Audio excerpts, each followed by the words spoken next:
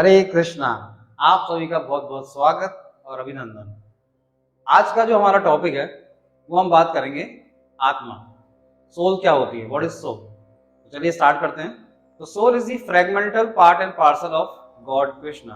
तो आत्मा है, सोल है, वो भगवान श्री कृष्ण का एक आंशिक और एक शाश्वत अंश है। Means fragmental part and parcel of Krishna. Soul is eternally fragmented, मतलब भगवान का अंश है लेकिन भगवान से अलग है, फ्रेगमेंटेड है, खंडित है, शाश्वत रूप से, एथर्नली।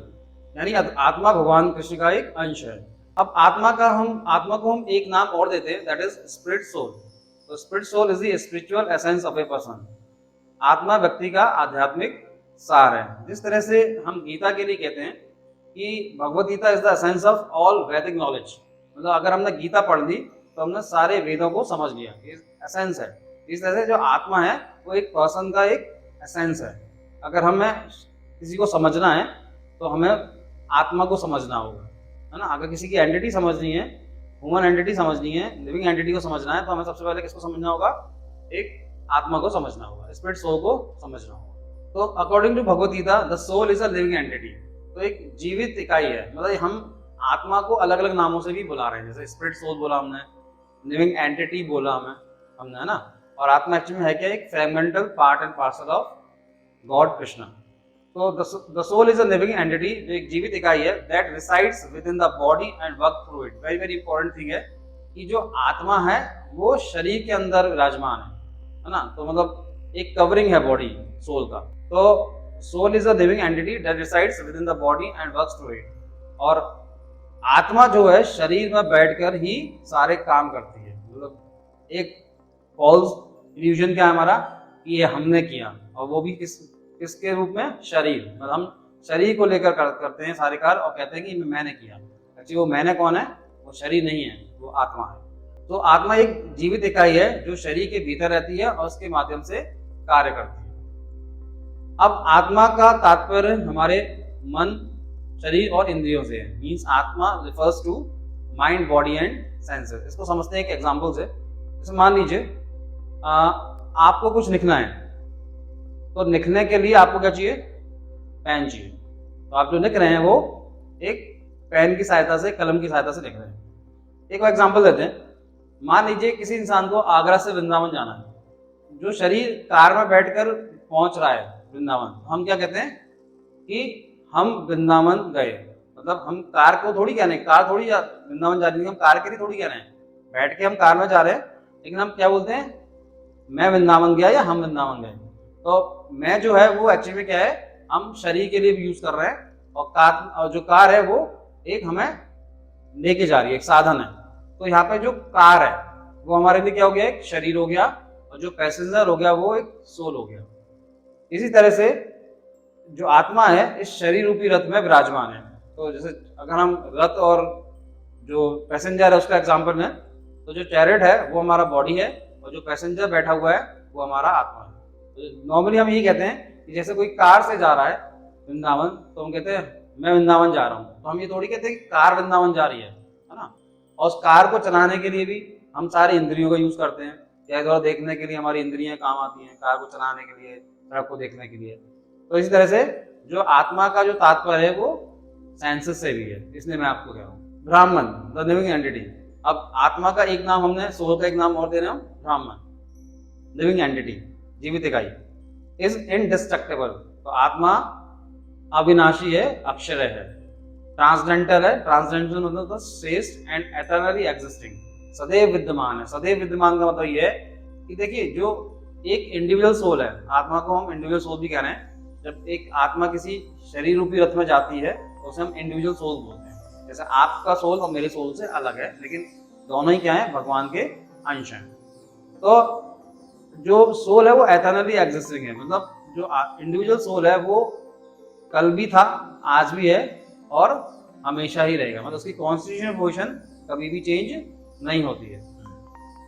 The living entity are always subordinate, अधीन है टू दी सुप्रीम लॉर्ड। तो इसमें बड़ी इंपॉर्टेंट बात है कि जो आत्मा है वो सबऑर्डिनेट है, मतलब भगवान का अंश तो है ही, लेकिन भगवान के सर्वेंट भी है और भगवान के इंस्ट्रक्शंस के द्वारा ही काम करता है। तो जो लोग ये सोचते हैं इस धरती पे कि हम फ्री हैं, एक्चुअली में फ्री नहीं है, हम नेचर के स्ट्रॉन्ग लॉज से बंधे हुए हैं। तो the living entities are always subordinate to the supreme God. तो जो सोल है वो हमेशा भगवान के बताए हुए डायरेक्शंस पर ही काम करती है।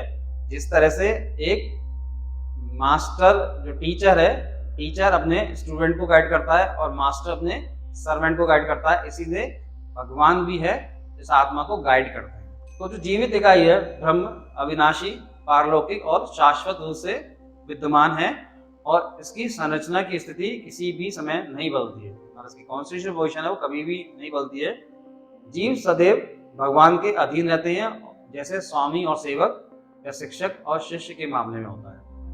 तो वरा पुराण में भी ये मेंशन है, the living entities are described as separated part and parcel of the supreme. हम अलग हैं, हम एटर्नली एग्जिस्टिंग है, ट्रांसडेंडेंट है, बट सेपरेटेड है फ्रॉम दी कृष्णा, क्योंकि आत्मा जो है वो कृष्ण भगवान का ही एक अंश है, बट सेपरेटेड फ्रॉम। अब हम आत्मा को, जब हम ये शरीर रूपी रथ में जाता है, एक आत्मा किसी बॉडी में जाती है, तो उसको उस पर्टिकुलर आत्मा को हम इंडिविजुअल सोल भी कहते हैं। तो your individual soul is different from my individual soul. तो इंडिविजुअल सोल भी सनातन है, एटर्नली एग्जिस्टिंग है, फ्रैगमेंटेड है। They are prone to be covered by the illusory energy and thus they are being separated from the association of supreme lord। अब actually में हो क्या रहा है, क्योंकि जो आत्मा है, जो इंडिविजुअल सोल है, वो भगवान से अलग है और हमने कई सारे जन्म लिए हुए हैं इस मटेरियल वर्ल्ड में, इस इल्यूजरी नेचर में, तो हम मोर अफेक्टेड हो गए हैं इस मटेरियल चीज़ों से। तो हमारी जो आत्मा की जो कॉन्शियस है वो पॉल्यूटिव हो गई है ना। हम मटेरियली इतना इंडल्ज हो गए चीज़ों में कि हम भगवान को समझ ही नहीं पा रहे हैं, हम अपनी कॉन्स्टिट्यूशनल पोजीशन को नहीं समझ पा रहे हैं कि हमारी कॉन्स्टिट्यूशनल पोजीशन है क्या। इसलिए भगवान ने हमें एक मैनुअल दी है जिसे हम कहते हैं भगवत गीता। बड़ा अच्छा ही एग्जाम्पल है। जैसे मान लीजिए आप कोई फ़ोन मार्केट से नया लेके आते हैं, तो उसके लिए एक मैनुअल आता है। वो मैनुअल इसीलिए होता है कि हम अच्छे से समझ सकें कि हम इस फ़ोन को कैसे चला पाएंगे, कैसे यूज़ कर पाएंगे, कैसे हैंडल कर पाएंगे। इसी तरह से भगवान ने भी एक मैनुअल दी है, that is called Bhagavad Gita, to live in this world. तो ये बहुत इंपॉर्टेंट है कि हम भगवत गीता को पढ़ें। चूंकि आत्माएं अनंत काल तक खंडित रहती हैं, इसलिए वे मायावी ऊर्जा से आवृत हो जाती हैं, है ना। हम वी आर अफेक्टेड, ये कहते हैं ना, एसोसिएशन का एक अफेक्ट होता है। अच्छी संगति लाती है, खराब संगति लाती है। जो संगति का असर है वही है। तो हमारी संगति किससे होगी है? मटेरियल चीजों से होगी है। तो इसलिए हम सब कुछ मटेरियली समझते हैं, शरीर के लिए समझते हैं, आत्मा के लिए हम समझते ही नहीं है। इस शरीर में कोई आत्मा भी विद्यमान है, विराजमान है, और इस प्रकार वे भगवान की संगति से अलग हो जाती है। तो काफी time, due to the time immemorial we have taken lot of birth, है ना, अगेन एंड अगेन, और मटेरियल चीजों के कनेक्टेड में हम भगवान को और इस आत्मा को पूरी तरह से भूल गए हैं और इसे रियलाइज भी नहीं कर पा रहे। भगवान ने बड़ा एक अच्छा एग्जाम्पल दिया है कि हमारे एक्चुअल में जो कष्ट हो रहे हैं हमारे, वो भगवान से अलग होने की वजह से हो रहे हैं। हम भगवान को नहीं समझ पा रहे हैं, हम भगवान को की सेवा नहीं कर पा रहे हैं, भक्ति नहीं कर पा रहे हैं।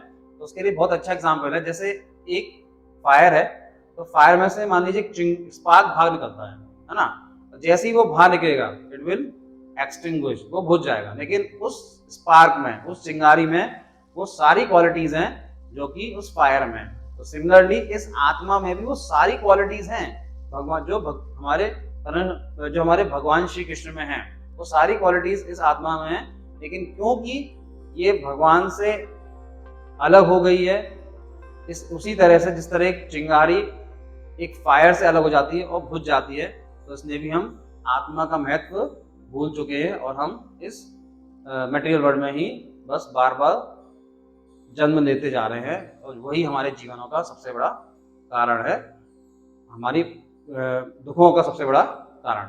Also the greatest illusion to this human form of life is that we are these bodies. और एक सबसे बड़ा इल्यूजन है, फॉल्स ईगो है। हर जो भी कंडीशन सोल हैं वो यही मानते हैं कि एक्चुअली में आत्मा तो कुछ होती नहीं है और जो भी कुछ है वो शरीर है। मतलब हमारी जो सारी आइडेंटिटी है वो इस शरीर से है, आत्मा तो कुछ है ही, होती ही नहीं है। But our Vedas clearly mention, वो बताते हैं कि ये फैक्ट है कि हम शरीर नहीं अपितु हम एक आत्मा है। We are the spirit soul, we are the individual soul. इस मानव शरीर का सबसे बड़ा भ्रम यह है कि हम ये शरीर हैं, लेकिन हमारे वेदों में स्पष्ट रूप से उल्लेख है कि शाश्वत सत्य यह है कि हम ये शरीर नहीं बल्कि हम आत्मा हैं। तो we are not these bodies, we are actually spirit soul. अब सोल को एक तरह से और समझाया गया इसमें, तो soul is a spiritual spark, मतलब एक आध्यात्मिक चिंगारी है। जैसा अभी हमने एक फायर का, चिंगारी का, एक आग का और चिंगारी का एग्जांपल लिया था। इस तरह से एक जो स्पिरिचुअल है, जो सोल है, स्पिरिचुअल स्पार्क है, that is a part and parcel of the supreme Lord. जैसे फायर और स्पार्क, इसी तरह से जो आत्मा है वो भी एक क्या है, स्पिरिचुअल स्पार्क है सुप्रीम पर्सनालिटी ऑफ गॉड, भगवान कृष्ण का, है ना। इट इज एटर्नल, शाश्वत है, full of knowledge and bliss and has fragmental portion of the supreme lord qualities. तो मैं वही चीज बता रहा हूँ आपको कि एथर्नल है, शाश्वत है। एथर्नल का मतलब ये होता है कि सदैव विद्यमान है, मतलब इंडिविजुअल सोल कल भी था, आज भी है और कल भी रहेगा, और उसकी कॉन्स्टिट्यूशन पोजीशन भी कभी चेंज नहीं होगी, है ना। परम आनंद में, भगवान भी परम आनंद में, तो आत्मा भी परम आनंद में होगी। भगवान के बहुत सारा ज्ञान है, full of knowledge and bliss, तो आत्मा भी full of knowledge and bliss में है। आत्मा एक आध्यात्मिक चिंगारी है जो सर्वोच्च भगवान का अभिन्न अंग है। यह शाश्वत है, ज्ञान और आनंद से भरपूर है, उसमें सर्वोच्च भगवान के गुणों के अंश हैं। तो आत्मा में भी वही क्वालिटीज हैं, वही गुण हैं जो भगवान कृष्ण में है। The qualities which supreme lord Krishna have would also possessed by the spirit soul. तो जो क्वालिटीज भगवान श्री कृष्ण में है वही इस स्पिरिट सोल आत्मा में भी हैं। जो गुण परम भगवान श्री कृष्ण में है वो आत्मा में भी है। शुद्ध आत्मा, अब यहाँ पे हमने एक आत्मा के आगे, एक सोल के आगे वर्ड लगा दिया प्योर, शुद्ध। एक्चुअली में क्या होता है कि हम मटेरियल चीजों के साथ रहते रहते, है ना, मटेरियल वर्ल्ड में रहते रहते हमारी जो आत्मा की जो सिम्टम्स हैं, दैट इज कॉन्शियसनेस।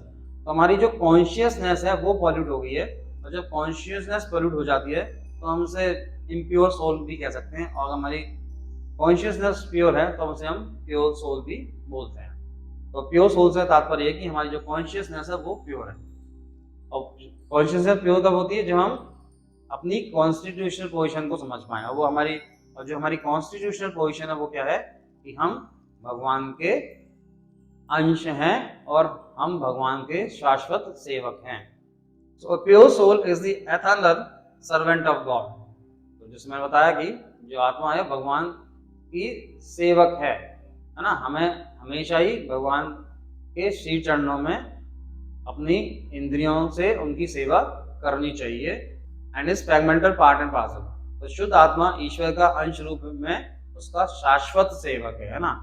तो ऐसा नहीं कि ये चीज अभी हम समझ रहे हैं, शाश्वत सेवक है मतलब लॉन्ग, लेकिन क्योंकि हम मटेरियल वर्ल्ड में हैं तो हम उस सेवा को भूल गए हैं जो हमें भगवान के लिए करनी चाहिए, और हमें अपनी सारी की सारी जो इंद्रियां हैं वो भगवान की सेवा में लगानी चाहिए। जैसा कि मैंने आपको बताया कि आत्मा का हम इस तरह से मटेरियली कुछ नहीं कर सकते कि हम उसे काट दें, है ना। और ये ऐसा भी नहीं है कि कोई मटेरियल पार्ट है भगवान का जो कट के अलग हो गया है, ऐसा भी नहीं है ना। तो ऐसा कोई फ्रेगमेंट पार्ट नहीं है कि भगवान का काट के हमने उसे अलग कर दिया है। It is not like that ना, इट इज एथर्नल, स्पिरिचुअल है। This fragment is not materially conceived. यह टुकड़ा भौतिक रूप से कल्पित नहीं है। The fragmental portion of the supreme Lord is not like some material broken part, है ना। तो इस तरह से नहीं कि कोई मटेरियली कोई पार्ट टूट के अलग हो गया है भगवान से। It is not like that. It is not like matter which can be cut into pieces and joint together, है ना। अगेन तो मतलब हमने ऐसा नहीं कि काटा है कुछ उसमें से हिस्सा भगवान ने अपने में से और उसे फिर मटेरियली से कंसीव कर सकते हैं, जोड़ सकते हैं, ऐसा भी नहीं है ना। The fragmental portion is eternal. वो एथर्नल है, मैंने कहा शाश्वत है। आत्मा को टुकड़ों में नहीं काटा जा सकता। यह टुकड़ा भौतिक रूप से कल्पित नहीं है। परमेश्वर का खंडित भाग किसी भौतिक टूटे हुए भाग की तरह नहीं है। यह पदार्थ की तरह नहीं है जिसे टुकड़ों में काटा जा सके और फिर से जोड़ा जा सके। खंडित भाग शाश्वत है। जैसे इसको हम ऐसे समझ सकते हैं कि जैसे मान लीजिए हमारे पास एक आयरन पीस है, तो ये इस तरह से नहीं है कि मान लीजिए कोई कहे कि आपने लोहे के दो भाग किए और उसको मेल्टिंग प्रोसेस से दोबारा जोड़ दिया तो जुड़ गया। Not, it is not like that. ऐसे तो फिर आप आम को काटो, है ना, मैंगो काट के अलग कर लो और फिर आप उसे जोड़ ही सकते हैं। तो ये मतलब मटेरियली हमें इस तरह से नहीं समझना है है ना। ये मैंने आपको पहले बताया कि जो आत्मा है ये स्पिरिचुअल एसेंस है भगवान का, है ना, स्पिरिचुअल स्पार्क है and the part and parcel of Krishna है, एथर में भी है एंड ट्रांसजेंडर। तो एक्चुअली में सोल जो है एक सेकेंडरी एक्सपेंशन है of supreme personality of God. जैसे भगवान के वेदों में बताया गया है हमें कि भगवान के बहुत सारे इन्यूमरेबल, मतलब फाइनाइट है लेकिन अनकाउंटेबल। भगवान के केस में यही चीज है, जो भी चीज है वो फाइनाइट है लेकिन अनकाउंटेबल है। तो इसलिए भगवान के जो एक्सपेंशन और इनकारनेशन है वो भी फाइनाइट है बट अनकाउंटेबल है। तो भगवान स्वयं को असंख्य विस्तारों में प्रकट और विस्तारित करते हैं, है ना। The Supreme God manifests and expands himself in innumerable expansions, जिसमें से हम यहाँ पे दो बात कर रहे हैं।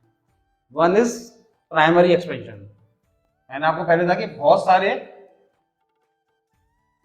भगवान के एक्सपेंशन और इनकारनेशन है, जिसमें हम यहाँ पर दो की बात कर रहे हैं। वन इज प्राइमरी एक्सपेंशन, जिसको हम बोलते हैं पुरुष अवतार। अब इसको हम विष्णु तत्व भी बोलते हैं। और भगवान ने अपने आप को तीन विष्णुज में एक्सपेंड कर रखा है। One is primary, there are lot of expansions, जैसे मैं बता रहा हूँ। One is primary, another one is secondary expansion. तो जो सोल है वो भगवान का सेकेंडरी एक्सपेंशन है, जिसको हम इंडिविजुअल सोल, लिविंग एंटिटी या ब्राह्मण भी बोल रहे हैं। और जो प्राइमरी एक्सपेंशन है वो भगवान के पुरुष अवतार हैं, जिसको हम विष्णु तत्व भी कहते हैं। भगवान ने तीन विष्णु में अपने आप को एक्सपेंड कर रखा है, जिसमें से एक हमारा है सुपर सोल, परमात्मा से।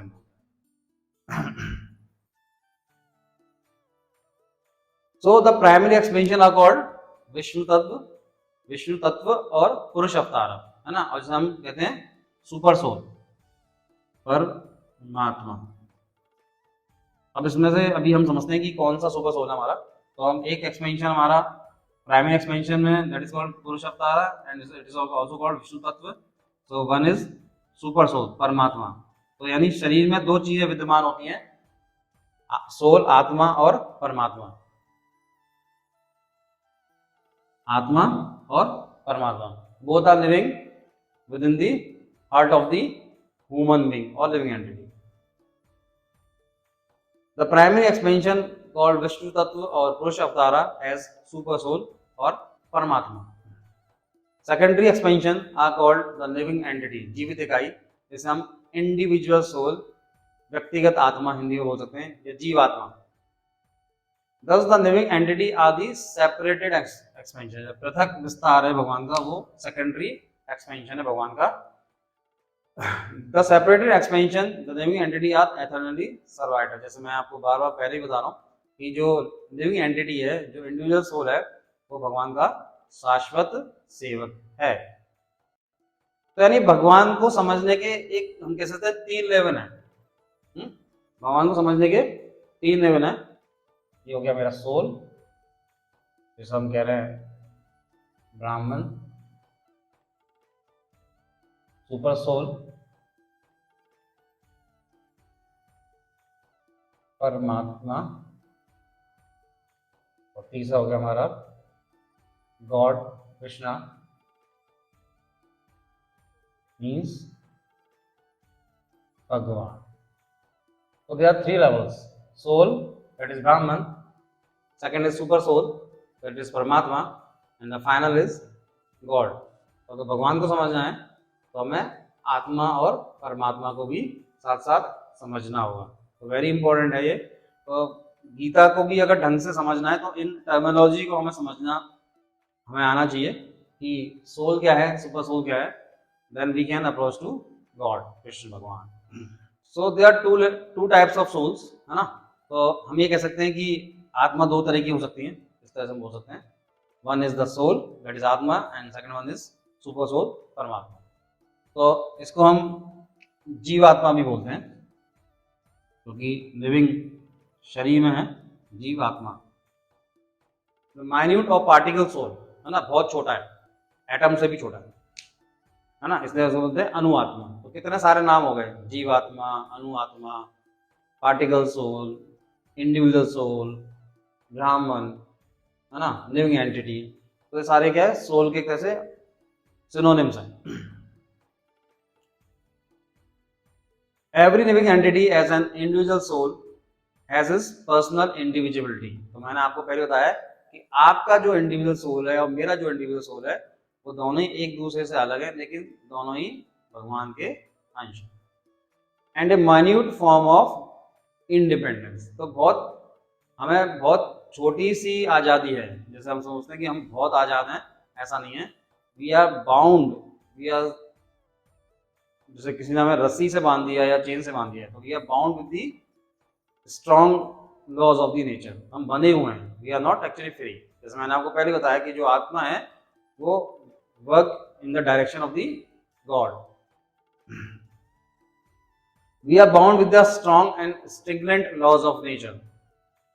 The soul is qualitatively eternal. गुणात्मक रूप से शाश्वत है आत्मा। जो प्रॉपर्टीज, जो क्वालिटीज भगवान में है वो ही इस आत्मा में है। As the supreme lord, the living entity, not only human beings and the cats and dogs, है ना, जो जानवर भी हैं, but even the greater controller of the material world, जो मेन कंट्रोलर हैं इस मटेरियल वर्ल्ड के, लॉर्ड ब्रह्मा, विष्णु एंड महेश, मतलब Brahma, Shiva and Vishnu, they are also the part and parcel of the Lord Krishna. The living entity being the fragmental part and parcel of the supreme Lord is qualitatively one with the Lord. तो part and parcel होते हुए भी जो आत्मा है वो qualitatively, गुणात्मक रूप से भगवान के जैसी ही है, सेम क्वालिटीज हैं। Just as the part and parcel of the gold also gold. जैसे आपने सोना है, सोने में से एक पीस टुकड़ा अलग कर लो, तो उस टुकड़े में से उस पीस जो गोल्ड का है और जो जिसमें से आपने उसको अलग किया है, उनकी दोनों की properties are same. Gold piece and the gold bar have the same quality. इसी तरह से आत्मा और परमात्मा, सुपर सोल या भगवान में वही क्वालिटीज हैं जो इस आत्मा में है। प्रत्येक जीवित इकाई एक व्यक्तिगत आत्मा, जिसे हम जीवात्मा के रूप में, उसकी व्यक्तिगत व्यक्तित्व में और स्वतंत्रता का एक छोटा सा रूप है। तो जो प्रत्येक जीवित इकाई है वो एक व्यक्तिगत आत्मा है, उसकी व्यक्तिगत और स्वतंत्रता का एक छोटा सा रूप है। हम प्रकृति के मजबूत और कठोर नियमों से बने हैं। आत्मा परमेश्वर की तरह गुणात्मक रूप से शाश्वत है। जीव न केवल मनुष्य और जानवरों बल्कि भौतिक संसार के महान नियंत्रक ब्रह्मा, भगवान शिव और यहाँ तक कि विष्णु भी परम भगवान के अंश हैं।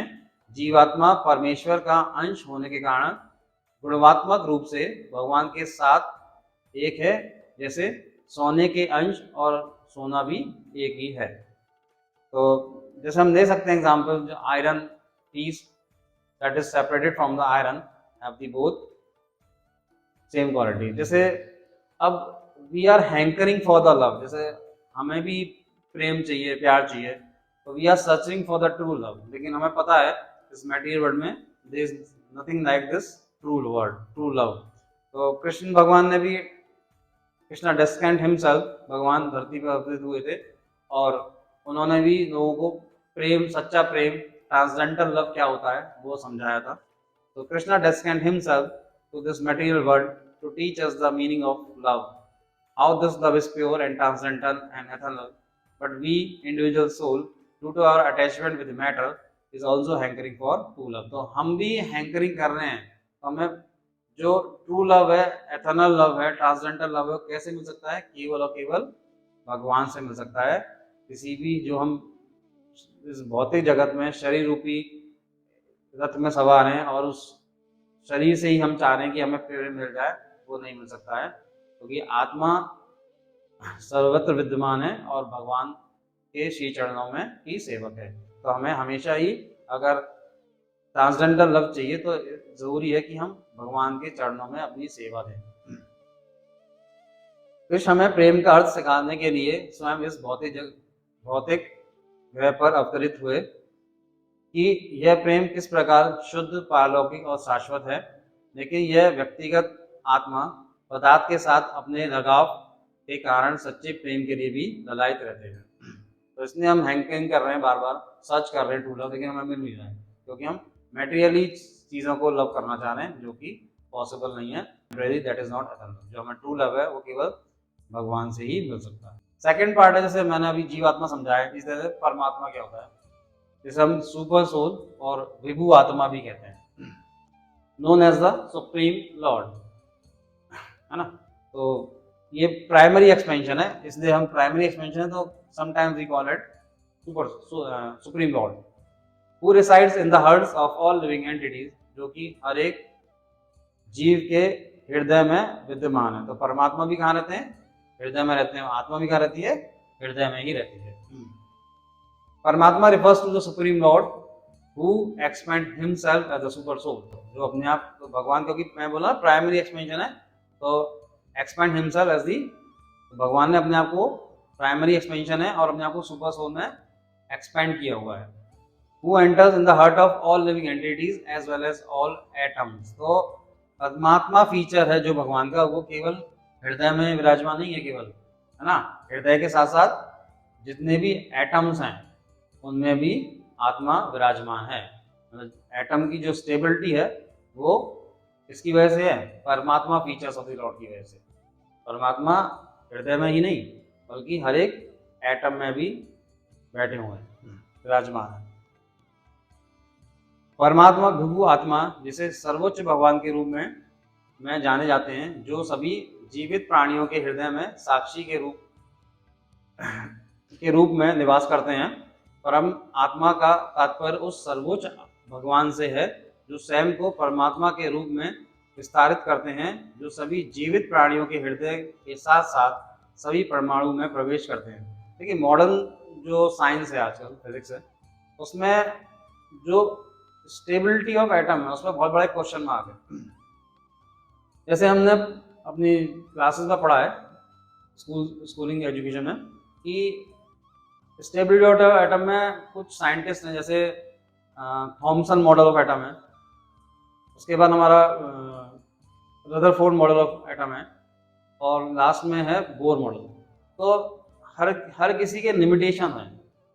तो बोर ने जैसे रदरफोर्ड एटम की स्टेबिलिटी को नहीं बता पाए, तो फिर बोर ने एक स्टेटमेंट दिया था कि इलेक्ट्रॉन अपने फिक्स्ड ऑर्बिट में रिवॉल्व रोटेट करते हैं, जिनका एक फिक्स एनर्जी लेवल होता है, डिस्क्रीट एनर्जी लेवल होता है। लेकिन उनका भी जो मॉडल था वो केवल हाइड्रोजन और हाइड्रोजन लाइक स्पीसीज के लिए भी करेक्ट था, यानी और जो एलिमेंट है इतने सारे, उनके टोटल पीरियोडिक टेबल में 118 एलिमेंट्स हैं, तो बाकियों के लिए वो एटॉमिक मॉडल फिट नहीं बैठता है, वो एटम की स्टेबिलिटी नहीं बता पाता है। तो मॉडर्न साइंस में एक गॉड पार्टिकल नाम का एक पार्टिकल सर्च किया है साइंटिस्ट ने, उनकी थ्योरी में भी है, उनकी एक्सप्लेनेशन में भी है, उनकी सर्च में भी है। तो वहाँ वो बताते हैं कि एक गॉड पार्टिकल है जो कि एटम को स्टेबल बनाता है। और कृष्ण भगवान खुद ये कह रहे हैं कि मैं हर एक एटम में विद्यमान हूँ, विराजमान हूँ, एज दी सुपर सोल, परमात्मा फीचर्स में। तो इसीलिए एटम स्टेबल है। तो क्लियरली मेंशन है गीता में कि कृष्ण कह रहे हैं कि मैं हर एक एटम में भी हूँ इन दी फॉर्म ऑफ परमात्मा, सुपर सोल, जो कि एटम को स्टेबल करता है। और एटम स्टेबल है तो इसलिए मैटर भी स्टेबल है, क्योंकि एटम जो है एक यूनिट, इकाई है किसी भी मैटर की। So in material or modern science, we call it as God particle which resides in every atom to make the atom stable. आधुनिक विज्ञान में हम इसे ईश्वर का कण कहते हैं, जो परमाणु के स्थिर बनाने के लिए हर परमाणु में रहते हैं। So this is also confined in Bhagavad Gita, chapter number 13, sloka number 23, where it is stated that besides the living entity, मतलब living entity के अलावा, who tries to enjoy in his physical body, there is also a transcendental enjoyer, who is the Lord, the supreme proprietor, so who exists as a overseer. तो अब यहाँ पे एक बड़ा सवाल ये है कि what is the use of, मतलब भगवान का जो परमात्मा फीचर है वो हृदय में विराजमान है, तो उनका काम क्या है? सी,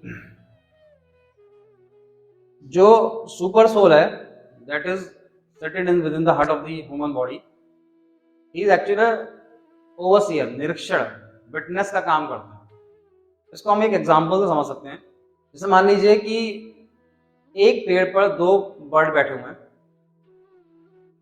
one bird is refer to soul, है ना, लिविंग एंटिटी, जो कि उस पेड़ों के फलों का स्वाद, फल खा रहे हैं एंड एंजॉइंग। और जो सुपर सोल है, मतलब जो दूसरी बर्ड है, वो क्या कर रही है, ही जस्ट विटनेस, वो देख रही है उस बर्ड को जो कि उस फल को खा रहे हैं। तो अब हमारे कर्मों का जो लेखा जोखा है, जो हम पायस इम्पायस एक्टिविटीज करते हैं, तो उनको विटनेस कौन करेगा, तो भगवान का प्राइमरी एक्सपेंशन सुपर सोल। तो सुपर सोल का हृदय में तो ये काम है कि वो सारी चीजों पर नजर रखते हैं, हमारे मतलब हमारे कार्यों पर नजर रखते हैं, हम क्या क्या पायस इम्पायस एक्टिविटीज कर रहे हैं। और एटम में, जब परमाणु में भगवान सुपर सोल एंटर करते हैं, तो उस एटम को स्टेबल मानते हैं। तो एटम जो स्टेबल है, that is the again the super soul की वजह से, परमात्मा फीचर्स की वजह से। और जो विटनेस है, जो हमारे कार्यों को देखते हैं, विटनेस करते हैं, वो भी सुपर सोल ही है। और हमें गाइड भी करते हैं, है ना।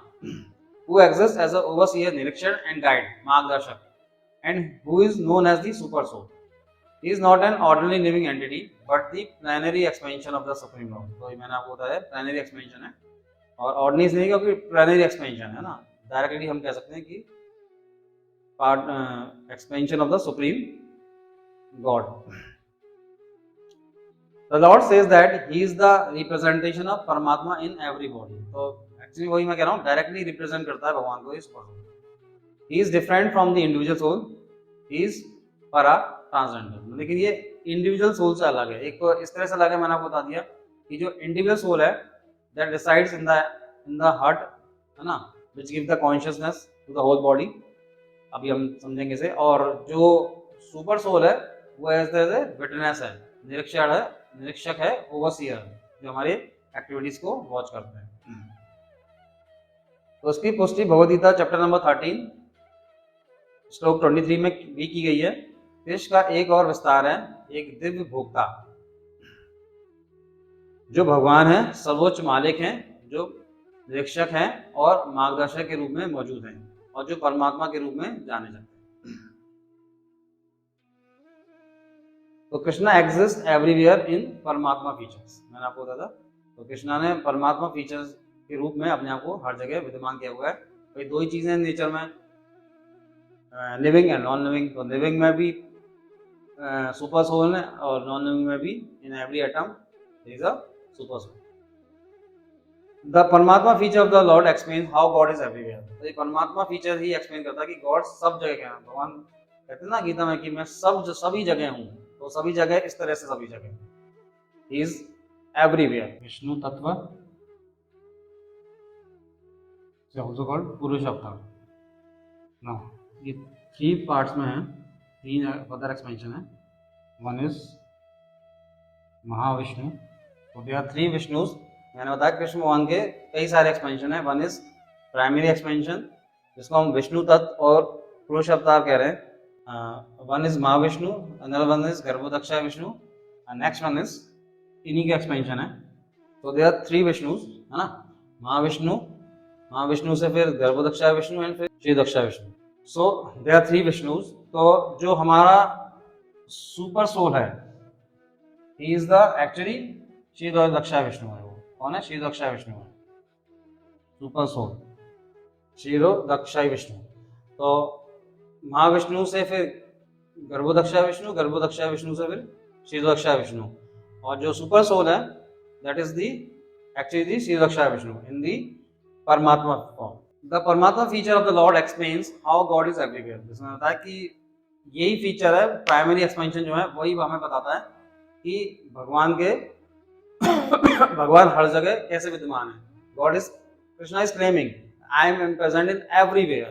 तो how it is present in everywhere is this, in this way. तो Shridaksha Vishnu is the further expansion of Shivadaksha Vishnu is the further expansion of Garbhodaksha Vishnu, who enters into every atom and every individual soul। तो मैंने ऐसे बताया जो गर्भोदक्षा विष्णु है वही हर atom में और in every living entity in its heart. तो that is in the form of super soul Paramatma. तो again we can say Garbhodaksha Vishnu से Shitodaksha Vishnu and super soul are the same thing. Krishna, the original personality of Godhead, expand himself into 3 Vishnu forms. जिसको हम पुरुष अवतार कह रहे हैं, one is Mahavishnu, Garbhodaksha Vishnu and Shitodaksha Vishnu. तो शीतोदक्षा विष्णु है वही हैं जो हर लिविंग एंटिटी में और हर एक एटम में एंटर करते हैं, विद्यमान है, विराजमान इन द फॉर्म ऑफ परमात्मा और सुपर सोल।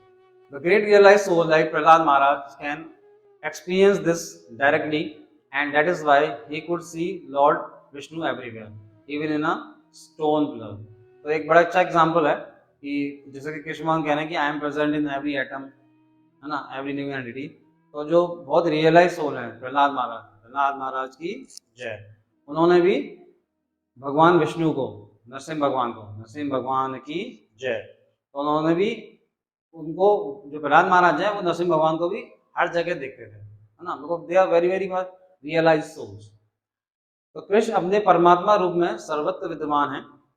भगवान की परमात्मा विशेषता बताती है कि भगवान हर जगह कैसे हैं। शीतोदक्षा विष्णु गर्भोदक्षा विष्णु का अगला विस्तार है, जो प्रत्येक ब्रह्मांड में प्रत्येक परमाणु और प्रत्येक व्यक्तिगत आत्मा में प्रवेश करते हैं। कृष्ण जो भगवान के मूल व्यक्तित्व हैं, खुद को 3 विष्णु रूपों में विस्तारित करते हैं, जिसे हम पुरुष अवतार कहते हैं, महाविष्णु, गर्भोदक्षा विष्णु और शीतोदक्षा विष्णु। तो ये शीतोदक्षा विष्णु है, महाविष्णु से क्या एक्सपेंड हुआ, गर्भोदक्षा विष्णु से Shitodaksha Vishnu, and Shitodaksha Vishnu is actually the super soul of Paramatma which resides in every atom and every living entity and every atom। सभी प्राणियों के दिलों में, साथ ही ब्रह्मांड के प्रत्येक परमाणु में प्रवेश करते हैं। प्रहलाद महाराज जैसे महान आत्मज्ञानी इसे प्रत्यक्ष अनुभव कर सकते हैं, और यही कारण है कि वे हर जगह भगवान विष्णु को देख सकते हैं, यहाँ तक कि एक पत्थर के खंभे में भी। ये ब्रह्म संहिता चैप्टर नंबर 5 श्लोक नंबर 35 में मेंशन है। The difference between them is that the living entity, super soul, being fully cognizant, does not indulge in enjoying the fruits of the material work, but remains simply as a witness। तो अब अंतर क्या है, जो मैं आपको पहले ही बता चुका हूँ कि सोल एंड सुपर सोल, इन दोनों में डिफरेंस क्या है। डिफरेंस यही है कि जो आत्मा है वो तो मटेरियल वर्ल्ड को एंजॉय करने में लगी है ना, क्योंकि ये पृथक रूप से अलग हो चुकी है और इतने जन्मों से अलग है, इसलिए हम भूल चुके हैं भगवान को। तो भगवान की सेवा करने के बजाय हम इस मटेरियल वर्ल्ड को एंजॉय कर रहे हैं। तो जो सोल है वो तो enjoying the fruits of the nature, but जो सुपर सोल है इट इज अ विटनेस, है ना। तो कहते हैं ना, समवन इज विजिटिंग अस, कोई हमें देख रहा है, हमें गलत काम नहीं कर रहे हैं, तो कौन है, super soul. But remain simply as a witness, where as the infinitesimal condition jiva. तो यहाँ पे भी हम 2 शब्द यूज कर रहे हैं आत्मा के लिए, liberated and condition soul. Being ignorant suffers the consequence of his own work. तो क्योंकि कंडीशन सोल का मतलब ये कि जो इस मटेरियल वर्ल्ड में ही एंजॉय कर रहा है, इस मटेरियल वर्ल्ड को एंजॉय कर रहा है, तो वो कंडीशन है, क्योंकि उसे फिर से आगे जन्म लेना है। जीवन के जो दुख हैं, जो हम बहुत एक्यूमुलेट करते हैं मटेरियल चीज़ों को, उसका सबसे बड़ा नुकसान यही है कि हम इतना अटैच्ड है मटेरियल से कि हम फिर से ही दोबारा ही इस धरती पे जन्म लेंगे। तो अब जब जन्म है तो मृत्यु है, और जन्म मृत्यु है तो जरा व्याधि है, means birth, death, old age and disease. ये चारों प्रॉब्लम रियल लाइफ में लगी ही रहेंगी जब तक कि हम इस मटेरियली इस जगत में अटैच रहेंगे। उनके बीच अंतर यह है कि इनके बीच में सोल और सुपर सोल, आत्मा परमात्मा के बीच में अंतर यह है कि सर्वशक्तिमान परमात्मा पूर्ण ज्ञानी होने के कारण भौतिक कार्यों के फलों का आनंद लेने में शामिल नहीं होता है, बल्कि केवल एक साक्षी के रूप में रहता है। यानी जो सुपर सोल है इज इन फुल नॉलेज, है ना, तो सुपर कॉन्शियसनेस में है, ये कह सकते हैं, है ना। हमारी जो कॉन्शियसनेस है वो पॉल्यूट भी है और सुपर कॉन्शियस नहीं है, फुली कॉन्शियस नहीं है हम लोग। लेकिन जो सुपर सोल है इस फुली कॉन्शियसनेस, तो अंतर यही है कि सोल और सुपर सोल के बीच में कि सर्वशक्तिमान परमात्मा पूर्ण ज्ञानी होने के कारण भौतिक कार्यों के फलों का आनंद लेने में शामिल नहीं होता है, बल्कि केवल एक साक्षी के रूप में रहता है, जबकि अनंत रूप से बद्ध जीव अज्ञानी होने के कारण अपने स्वयं के कार्यों के परिणामों को भुगतता है। तो खुद ही इस मटेरियल वर्ल्ड को एंजॉय करना चाहते हैं और दैट्स व्हाई वी सफर, इसलिए हम दुख हैं। तो सबसे बड़ा दुख तो मैंने आपको बता ही दिया क्या है, जन्म मृत्यु तथा व्याधि, birth death old age and disease. तो ये बिल्कुल उसी तरह से मैंने आपको एग्जांपल दिया कि दो पक्षी एक पेड़ पे बैठे हुए हैं और एक पक्षी तो फल खा रहा है पेड़ के, एंजॉय कर रहा है मटेरियल वर्ल्ड को, और दूसरा जो है सुपर सोल जो है वो एज अ विटनेस वो उस पक्षी को फल को खाते हुए देख रहे हैं। एक ही पेड़ पर दो पक्षी बैठे हैं, एक पेड़ के फल खा रहा है और दूसरा पक्षी उस पक्षी की गतिविधियों को देख रहा है जो फल खा रहा है। तो सुपर सोल क्या है, एक विटनेस है। तो आत्मा की भी फिर से दो कैटेगरीज हुई, one is condition soul and another one is liberated soul. अब समझते हैं हम कंडीशन सोल क्या होता है। The condition jiva soul forgetting his identity as an eternal survivor of the lord. जीव है, अगर वो अपनी कॉन्स्टिट्यूशनल पोजीशन भूल गया है क्या है, तो वो क्या है, फिर एक तरह से कंडीशन में है, मतलब कि वो इस मटेरियल वर्ल्ड के जो स्टिग्नेंट लॉज हैं उनमें ही घिरा रहेगा, यानी जन्म उसका बार बार होता रहेगा। और जन्म है तो आपको बताइए कि बहुत सारी दिक्कतें हैं इस धरती पर। तो जो कंडीशन सोल होते हैं वो अपनी एक्चुअल आइडेंटिटी कि मैं क्या हूँ, मुझे क्या करना चाहिए, वो भूल जाते हैं और इस मटेरियल वर्ल्ड के फ्रूट्स को एंजॉय करने में लगे रहते हैं। जैसे अगेन मटेरियली हम बहुत सारी चीज़ों का एक्यूमुलेट करते हैं, पैसा है, चीज़ें हैं, मटेरियल चीज़ें हैं, तो टोटली हम क्या है, इग्नोरेंस में, फॉल्स ईगो में जी रहे हैं। तो इस तरह से हम कंडीशन है। और फिर एक जो कंडीशन सोल होता है वो बार बार धरती पर अलग अलग शरीर लेके उसका जन्म होता है, कभी इंसान का, कभी मछली का, किसी भी जीव का हाँ, किसी भी एनिमल्स का। इस तरह से वो बार बार धरती पर आता ही रहेगा। जीवात्मा भगवान के शाश्वत सेवक के रूप में अपनी पहचान भूलकर अपनी गतिविधियों के फल का आनंद लेने की कोशिश करता है और इस प्रकार अज्ञान के दायरे में आ जाता है ना। तो इल्यूजन में है बहुत, कि वो सोच रहे हैं कि मेरे मैंने इतना अन्न किया, when the death is come सब कुछ नहीं रह जाता है, सब कुछ। So the conditioned soul is bound up as though shackled by iron chain। तो हमें ऐसा क्यों लगता है कि हम फ्री हैं? इसका एक बढ़िया एग्जांपल है, जैसे मान लीजिए मुझे कोई चेन से बांध दे और चेन थोड़ी लंबी हो, जैसे हम लोग क्या करते हैं, जैसे किसी जानवर को रस्सी से बांधते हैं ना, तो ही ग्रेज्ड द लैंड, है ना, तो घास तो खाता है, उसे लगता है मैं फ्री हूँ, मुझे खाने को मिल रहा है, लेकिन वो एक लिमिटेड फ्रीडम है उसकी, वो उससे बाहर नहीं जा सकता।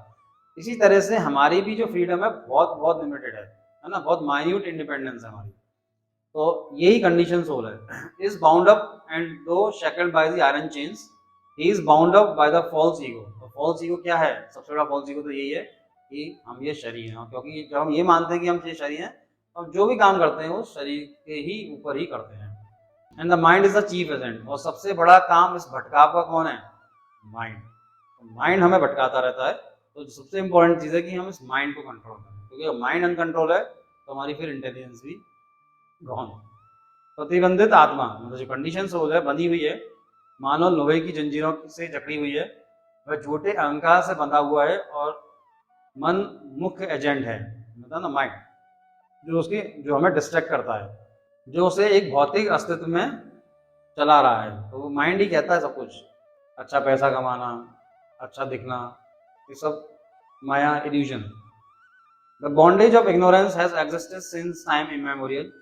अब ये हो क्यों रहा है ऐसा? तो जैसा हमने समझा अभी पहले कि हम मेटेरियली बहुत ज़्यादा चीज़ों से कंसीव्ड हैं, मतलब समय हमारे कितने जन्म हो चुके हैं और हम मेटेरियली उन चीज़ों से में लगे हुए हैं, मतलब बार बार हमारा इस भौतिक जगत में, तो हमारी जो कॉन्शियसनेस है वो भी पॉल्यूट हो गई है पूरे टाइम इमेमोरियल, कि बार बार हमारा धरती पर या मटेरियली हम चीज़ों से इतना अटैच्ड हैं क्योंकि हमारा बार बार जन्म हो रहा है। तो मटेरियल चीज़ों में रह के हमारी जो कॉन्शियसनेस है, जो हमारी सोल है, वो भी पॉल्यूट हो गई है। तो इस इग्नोरेंस का सबसे बड़ा कारण ये है कि हमारा जो समय है वो मटेरियल भी बहुत ज़्यादा हो गया है, तो हम भगवान को और आत्मा के अस्तित्व को भूल गए, इग्नोर कर दिया हमने पूरी तरह से। And can be rectified only by once taking to the loving devotional service of the God. और भगवान इसका बहुत सिंपल सा एक सॉल्यूशन बता रहे हैं कि just surrender on to the lotus feet of Krishna, भगवान के श्री चरणों में अपनी सेवाएं दें और इस तरह से हम इस बॉन्डेज से फ्री हो जाएंगे। और जब उस कंडीशन से फ्री हो जाएंगे तो हम क्या हो जाएंगे, लिबरेटेड हो जाएंगे। तो बड़ा सिंपल सा एक फॉर्मूला है, सिद्धांत है, सॉल्यूशन है कि अपनी सेवाओं को श्री चरण, भगवान के श्री चरणों में लगा दें। तो या सारे काम छोड़ दें, नहीं, हमें छोड़ना तो कुछ है ही नहीं, हमें बस भगवान को सेंट्रलाइज कर लेना है। जैसे कि एक एग्जांपल है, मैं आपको समझाता हूँ। हमें भूख लगती है तो हम खाना खाते हैं, तो हमें क्या करना है, सबसे पहले उस खाने को भगवान को ऑफर कर देना, प्रसाद लगा देना। तो वो जो खाना है वो क्या, जब उसमें भक्ति मिल जाएगी तो क्या बन जाएगा, वो प्रसाद बन जाएगा। ऐसे कोई हम म्यूजिक सुन रहे हैं फालतू का मटेरियल सॉन्ग, तो हम क्या करें, भगवान का के लिए उस गाने हरे कृष्ण महामंत्र का जप करें, कीर्तन करें। तो जब वो म्यूजिक में भक्ति आ जाएगी तो क्या बन जाएगा, वो कीर्तन बन जाएगा। तो बस यही फर्क है एक मटेरियल चीजों करने में और एक स्पिरिचुअल चीज करने में। So the living entity is forced by the laws of nature to engage in pious and impious fruitive activities. तो हम बस मटेरियल वर्ल्ड में यही कर रहे हैं, pious and impious activities, मतलब जो कर्म है कर रहे हैं उससे हमें सुख मिलेगा, दुख मिलेगा, क्योंकि हम अच्छे काम भी करते हैं और हम गलत काम भी करते हैं।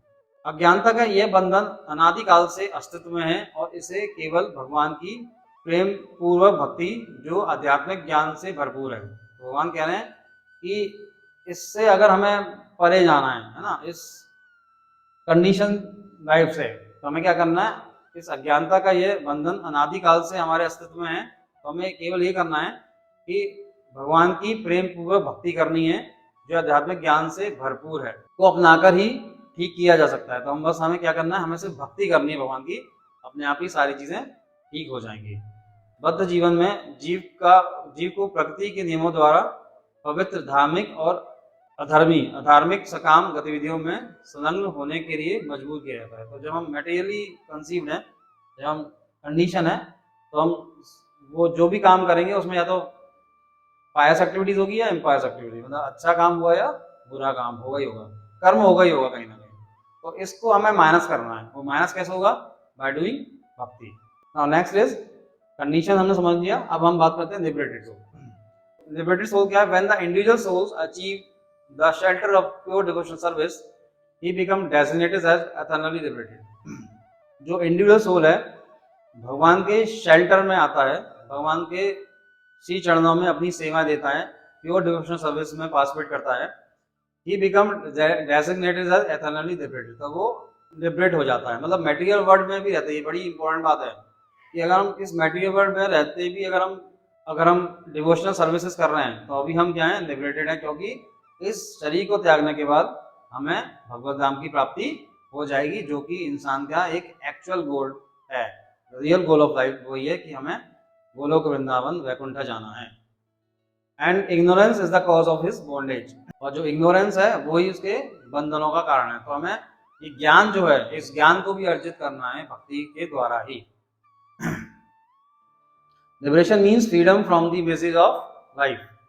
The liberated portion of every living entity is to offer the fruits of its work to the Lord, the supreme enjoyer. जब व्यक्तिगत आत्मा शुद्ध भक्ति की सेवाओं की शरण प्राप्त करती है तो वह शाश्वत रूप से मुक्त हो जाती है। इसलिए दिव्य ज्ञान जीव की मुक्ति का कारण है और अज्ञान उसके बंधन का कारण है। मुक्ति का अर्थ है जीवन के दुखों से मुक्ति, यानी अगर हमें वाकई में लिबरेशन होना है तो लिबरेशन का मतलब क्या है, इस जीवन के दुखों से मुक्ति। और जीवन के दुख क्या है, जन्म, मृत्यु, जरा, व्याधि। तो जब व्यक्तिगत आत्मा शुद्ध भक्ति की सेवाओं की शरण प्राप्त करती है तो वह शाश्वत रूप से मुक्त हो जाती है। इसलिए दिव्य ज्ञान जीव की मुक्ति का कारण है और अज्ञान उसके बंधन का कारण है। भगवान ऐसा कह रहे हैं। मुक्ति का अर्थ है जीव के दुखों से मुक्ति। प्रत्येक जीव की मुक्त स्थिति अपने कर्मों का फल परम भोक्ता भगवान को अर्पित करना है। तो प्रत्येक जीव की मुक्त स्थिति क्या है, वो यही है कि अपने कर्मों का फल परम भोक्ता भगवान को अर्पित करना है। हम जो भी कार्य करें बस उसमें हम भगवान को सेंट्रलाइज करते हैं, भगवान को अर्पित करते हैं। तो यही है एक्चुअल में भक्ति। और इस तरह से हम क्या हो जाएंगे, लिबरेशन हमें मिल जाएगा और हम अपने एक्चुअल गोल को अचीव कर पाएंगे। This is what about liberated soul and condition soul. The liberated jiva in spite of being within a material body because of the remaining reactions of his past activities does not become disturbed by the happiness and suffering of the body. अब वो कहना है कि अगर liberated soul है तो दुख और सुख तो आएंगे आएंगे, दुख भी आएंगे जीवन में। तो कहते हैं अगर एक इंसान लिबरेटेड जीव है, मतलब डिवोशनल सर्विस में एक डिवोटी है, तो वो जो दुख आते हैं जीवन में तो वो उसे एक स्वप्न की तरह देखता है। तो वो कहता है ठीक है, वो मेरे पास्ट डीड्स की वजह से हैं, जो कि एक समय आएगा तो निकल जाएंगे, क्योंकि वो भक्ति में, तो भक्ति आपको आपके जीवन को भी आसान करती है। तो इसके कई सारे बेनिफिट्स हैं। तो इस जीवन में भी अगर हम भक्ति अपनाते हैं तो जीवन की बात तो है, लेकिन इस जीवन में भी उसके काफ़ी फायदे हैं, लाभ हैं। हमें जीवन जीने में आसानी भी हो जाती है। हमें जो नेचर के जो स्ट्रॉन्ग लॉज हैं वो हमें, जैसे कहते हैं ना कि शॉकर्स गाड़ी में लगने से दच के कम लगते हैं, तो इसी तरह से अगर हम भक्ति में हैं तो हमें जो कठोर नियम है उनसे हम आसानी से निकल पाते हैं, पार कर पाते हैं। मुक्त जीव अपने पिछले क्रियाकलापों की शेष प्रतिक्रियाओं के कारण भौतिक शरीर के भीतर रहते हुए भी शरीर के सुख और दुख से परेशान नहीं होता है। वह ऐसे शारीरिक अनुभवों को वैसे ही देखता है जैसे अभी अभी स्वप्न से जागा हुआ व्यक्ति अपने स्वप्न के अनुभवों को देखता है। The conditioned soul should give up tasting the bitter fruits of the tree of the material existence and turns to his dearmost friend Lord Krishna। और अपनी पूरा का पूरा जो ध्यान है वो कहाँ लगा दें? भगवान कृष्ण की सेवा में। Who is sitting within his heart। और क्योंकि भगवान हमारे हृदय में विराजमान है तो हमें वो गाइड भी कर रहे हैं as a super soul. There is no pleasure equal to or greater than the pleasure of the pure devotional service of the Lord। और ना इसके ऊपर कोई प्लेजर है और ना इसके बराबर कोई। And by tasting the fruits of the love of the Krishna, the liberated living entity enters the ocean of the happiness। तो जो बद्ध आत्मा को भौतिक अस्तित्व के वृक्ष के कड़वे फलों का स्वाद लेना छोड़ देना चाहिए और अपने सबसे प्रिय मित्र भगवान कृष्ण की ओर मुड़ना चाहिए जो उसके हृदय में बैठे हैं। भगवान कृष्ण की शुद्ध भक्ति सेवा के आनंद के बराबर या उसके बड़ा कोई आनंद नहीं है और कृष्ण के प्रेम का फल चक्कर मुक्त जीव खुशी के सागर में प्रवेश करता है। So in the kingdom of Maya, the living entity is bound to the cruel laws of birth and death। तो मैं बताया था कि अगर मटेरियल वर्ल्ड में हम रहते हैं तो हम नेचर के स्ट्रॉन्ग कठोर नियमों से बंधे हुए हैं और उसमें भी फिर क्या है कि हमारा बार बार डेथ एंड बर्थ, मतलब जन्म और मृत्यु बार बार होती रहेगी, ये साइकिल चलती रहेगी। लेकिन whereas in the spiritual sky the living entity is fixed in the bound of the love of the God। लेकिन जब आध्यात्मिक जगत में हम जाते हैं इस शरीर को त्याग कर, तो हम अपना पूरा का पूरा ध्यान भगवान की सेवा में और भगवान से प्रेम करने में हम लगाते हैं, भगवान की भक्ति में हम लगाते हैं। तो माया के साम्राज्य में जीव जन्म और मृत्यु के क्रूर नियमों से बंधा हुआ है, जबकि आध्यात्मिक आकाश में जीव भगवान के प्रेम के बंधन में बंधा हुआ है।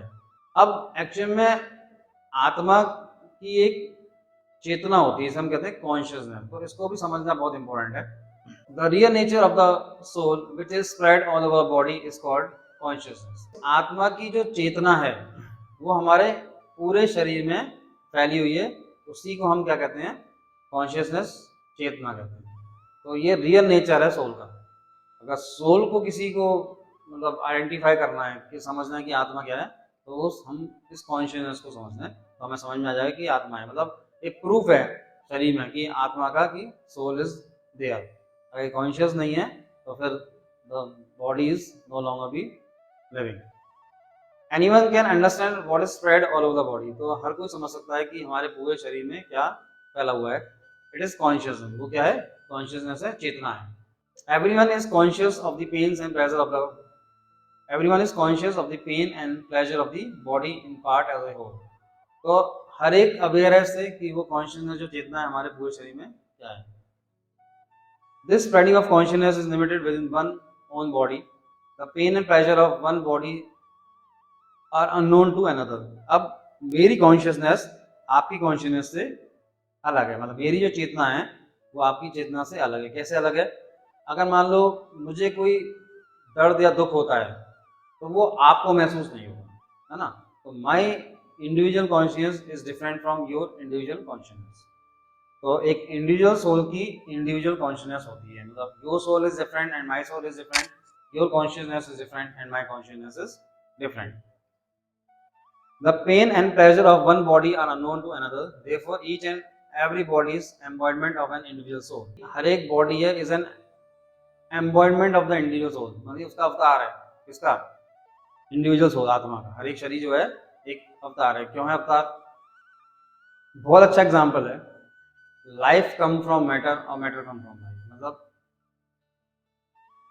मैटर जीवन से है या जीवन पदार्थ से, मतलब पदार्थ जीवन से या जीवन पदार्थ से है। इसके लिए एक एग्जाम्पल समझते हैं।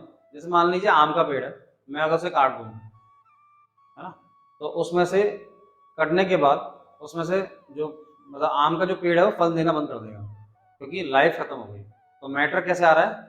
लाइफ से। तो मैटर कम फ्रॉम लाइफ। तो इसलिए कह रहे हैं कि जो बॉडी है वो एक अवतार है, किसका? एक तरह से इंडिविजुअल सोल का। एंड द सिम्टम्स, लक्षण जो हैं of the soul present is perceived as individual consciousness. और वो किसके द्वारा परसीव किए जा सकते हैं? सिम्टम्स उस कॉन्शियसनेस के द्वारा। आत्मा का वास्तविक स्वरूप जो संपूर्ण शरीर में व्याप्त है, चेतना कहलाता है। कोई भी समझ सकता है कि पूरे शरीर में जो फैला हुआ है वह चेतना है। हर कोई आंशिक रूप से या संपूर्ण रूप से शरीर के दर्द और सुख के प्रति सचेत है। चेतना का यह प्रसार व्यक्ति के अपने शरीर तक ही सीमित है। एक शरीर के दुख और सुख दूसरे शरीर के लिए अज्ञात होते हैं। इसलिए प्रत्येक शरीर एक व्यक्तिगत आत्मा का अवतार है, क्योंकि पदार्थ जीवन से आता है और आत्मा ही उपस्थिति का लक्षण व्यक्तिगत चेतना के रूप में माना जाता है। जो कॉन्शियसनेस है एक्चुअली में वो क्या है? इसका नेचर है, एक रियल नेचर है ना, जो कि पूरे शरीर में फैला हुआ है और इसी से ही हम फील कर पाते हैं। तो कोई कहता है कि हमें माइंड से या कहीं से फील हो रहा है, नहीं, वो फील किसकी वजह से होता है? इस आत्मा की चेतना से, मतलब इस कॉन्शियसनेस से हमें फील होता है।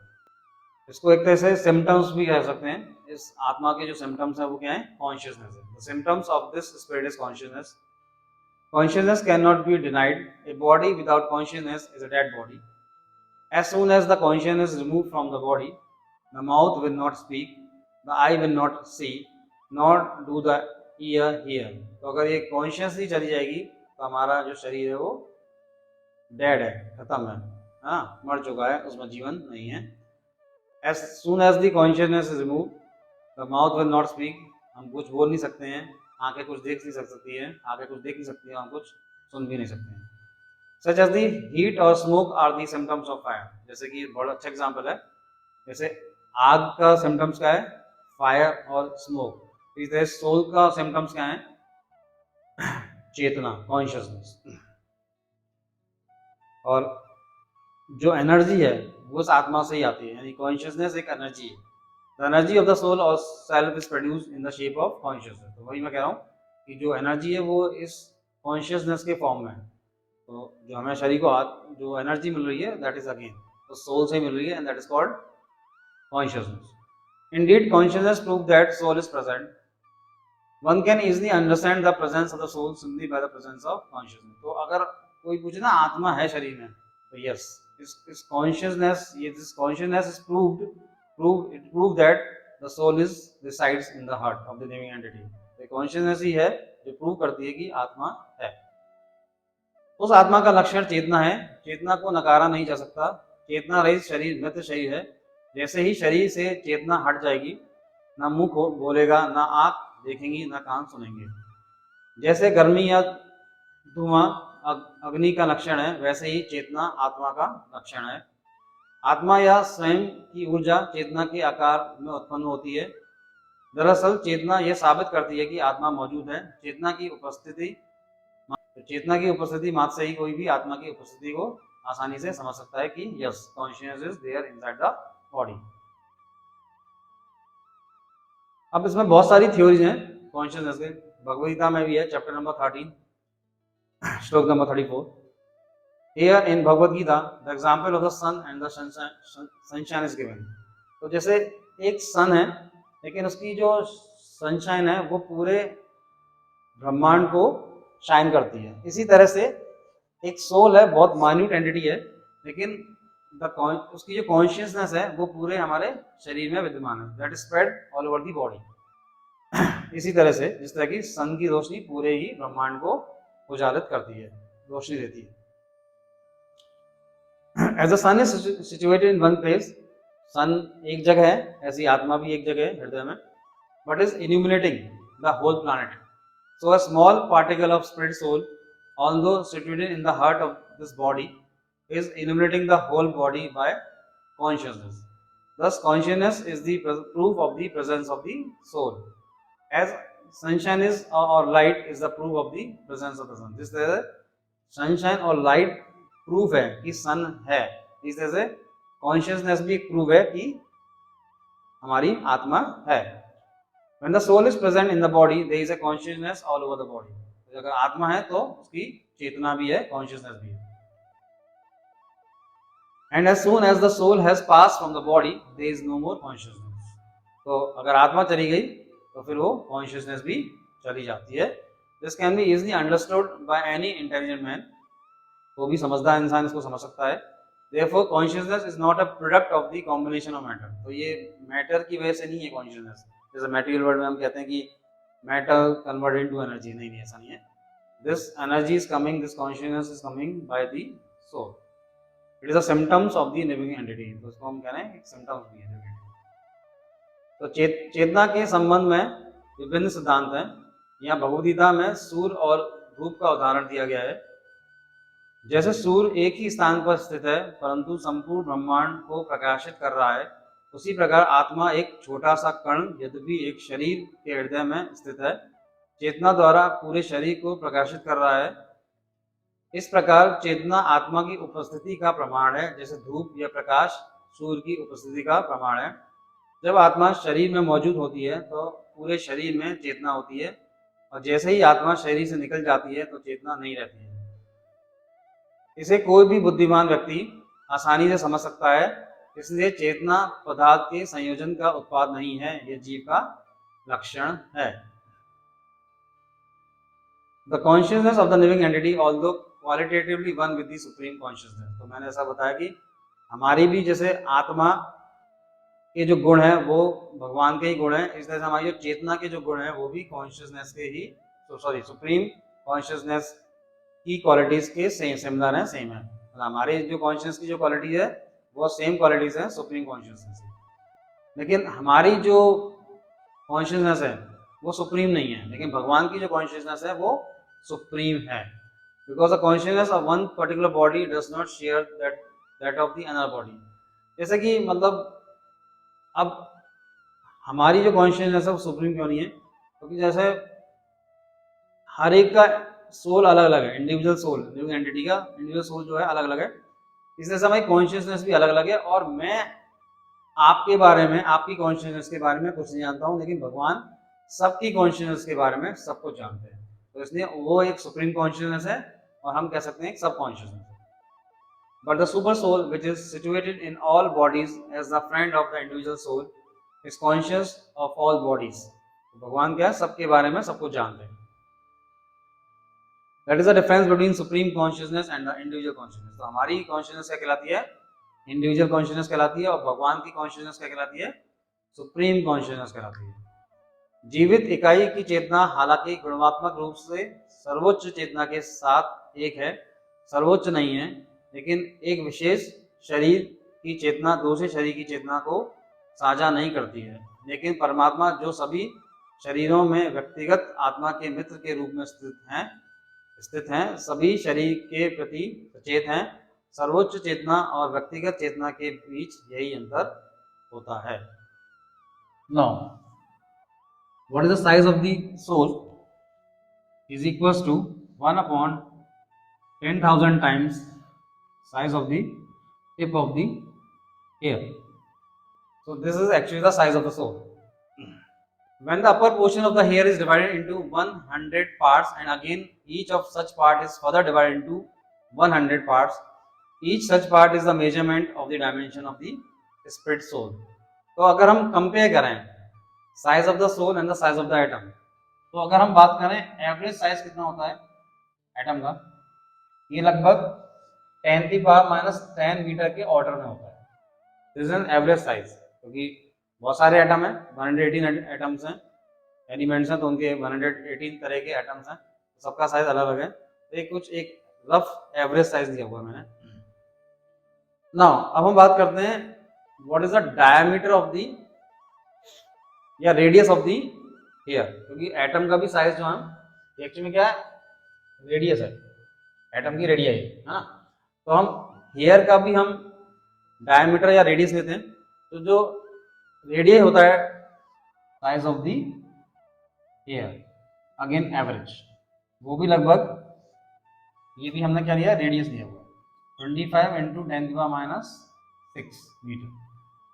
और ये भी जो रेडियस है मतलब हेयर का, नॉट द टिप, यानी टिप ऑफ द हेयर इससे भी बहुत छोटा होगा, वो लगभग होगा 10⁻⁸ ऑर्डर में, क्योंकि हम लोग बात कर रहे हैं टिप की, not the radius of the hair, क्योंकि टिप ऊपर वाला पोर्शन होता है वो इससे भी छोटा होगा, है ना। तो हम एवरेज कैलकुलेशन दे रहे हैं, तो अगर मैं इस वैल्यू को यहाँ लिख दूँ 25 इंटू 10⁻⁶, तो ये लगभग निकल के आएगा 25 इंटू 10⁻⁻10 मीटर, और मैं बोल रहा हूँ smaller than this value, even smaller than this value, even smaller than this value, इससे भी छोटा होगा। तो हम ये देख सकते हैं कि जो साइज ऑफ द सोल है वो एटम से भी छोटा है, क्योंकि ये जो रेडियस दिया हुआ है मैंने वो हेयर का लिया हुआ, टिप का नहीं, टिप इससे भी छोटा होगा। तो यानी जो सोल है वो एटम के साइज से भी छोटा है, इसलिए हम ना इसे कट कर सकते हैं ना इसे देख सकते हैं, और ये मेटेरियली भी कंसीव नहीं हो सकता है, क्योंकि ये स्पिरिचुअल स्पार्क है भगवान का, पार्ट एंड पार्सल है, तो छोटा भी है और आध्यात्मिक फॉर्मेशन है इसकी, स्पिरिचुअल एसेंस है, तो we can not able to see by any microscope. Soul का जो साइज है वो एटम से भी के साइज से भी छोटा है। इस आत्मा को आकार में बिंदु बाल के ऊपरी भाग के 10,000वें भाग के रूप में वर्णित किया गया है। जब एक बाल के ऊपरी बिंदु को 100 भागों में विभाजित किया जाता है और फिर ऐसे प्रत्येक भाग को 100 भागों में अगेन विभाजित किया जाता है, तो ऐसा प्रत्येक भाग आत्मा के आयाम का माप होता है। And since it is a spiritual and not made of material substance, to perceive the presence of the soul is not so easy। जैसा मैंने आपको बता दिया है, इतना आसान नहीं है इसे perceive करना, क्योंकि छोटा भी है, it is not materially conceived, it is invisible to the our material vision। तो हम अपने material vision से हम लोग इस आत्मा को हम नहीं देख सकते हैं। तो this atomic individual soul is still smaller than the size of the atom। क्योंकि ये आध्यात्मिक है और भौतिक पदार्थ से बना नहीं है, इसलिए आत्मा की उपस्थिति का अनुभव करना इतना आसान नहीं है। ये हमारी भौतिक दृष्टि से अदृश्य है, तो ये सूक्ष्म जीवात्मा परमाणु के आकार से भी छोटा है। They are innumerable particles of spiritual atom. जैसे मैंने बताया था भगवान के केस में फाइनाइट चीजें तो हैं लेकिन अनकाउंटेबल है, इसलिए हमारे जो इंडिविजुअल सोल्स हैं वो भी फाइनाइट है लेकिन अनकाउंटेबल है, दैट इज इनन्यूमरेबल, है ना, which are measured as 1/10,000 of the upper portion of the air। वो हमने डिस्कस कर लिया अभी। Therefore, the individual particle of spirit soul is a spiritual atom smaller than the material atom, and such atoms are innumerable। This very small spiritual spark is the basic principle of the material body। तो it is a basic principle। इस शरीर का जो basic principle है वो यही है, आत्मा है। And the influence of such a spiritual spark is spread all over the body as the influence of the active principle of some medicine spread throughout the body। तो कॉन्शियस के लिए एक उदाहरण और दिया जा रहा है, जैसे हम जब दवाई लेते हैं तो पूरे शरीर में फैलती है, ऐसा नहीं कि दर्द यहाँ तो घूम के यूँ इधर आ जाएगी, नहीं, इट विल स्प्रेड, उसका जो असर है वो पूरे शरीर में आता है। तो इसी तरह से आत्मा का जो कॉन्शियसनेस है वो it is spread all over the body, तो मेडिसिन भी पूरे बॉडी में स्प्रेड हो जाता है, देन इट विल वर्क, अपना काम करता है। This current of the spirit soul is felt all over the body as consciousness, and that is the proof of the presence of the soul। Any layman can understand that the material body minus consciousness is a dead body। अगर हम material body में से उस consciousness को हटाना है तो हमारा शरीर dead body है। And this consciousness cannot be received in the body by any means of material administration। तो मैंने बताया था वो consciousness आप कुछ भी कर रहे हैं वो वापस नहीं आएगी। एक बार इंसान के शरीर से आत्मा चली गई, consciousness चली गई, तो फिर वो वापस नहीं आएगी। Therefore, consciousness is not due to any amount of material combination, तो मटेरियली हमसे कंसीव नहीं कर सकते हैं, but to the spirit soul. आध्यात्मिक परमाणुओं के असंख्य कण हैं जिन्हें बालों के ऊपरी हिस्से के 10,000वें हिस्से के रूप में मापा जाता है। इसलिए आत्मा का व्यक्तिगत कण भौतिक परमाणुओं से छोटा एक आध्यात्मिक परमाणु है, और ऐसे परमाणु असंख्य हैं। यह बहुत छोटी आध्यात्मिक चिंगारी भौतिक शरीर का मूल सिद्धांत है, और ऐसी आध्यात्मिक चिंगारी का प्रभाव पूरे शरीर में वैसे ही फैलता है जैसे किसी दवा के सक्रिय सिद्धांत का प्रभाव पूरे शरीर में फैलता है।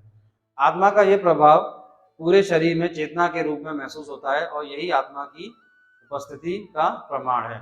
कोई भी आदमी यह समझ सकता है कि चेतना रहित भौतिक शरीर एक मृत शरीर है, और इस चेतना को भौतिक प्रशासन के किसी भी माध्यम से शरीर में पुनर्जीवित नहीं किया जा सकता है। इसलिए चेतना किसी भौतिक संयोजक के कारण नहीं बल्कि आत्मा के कारण है।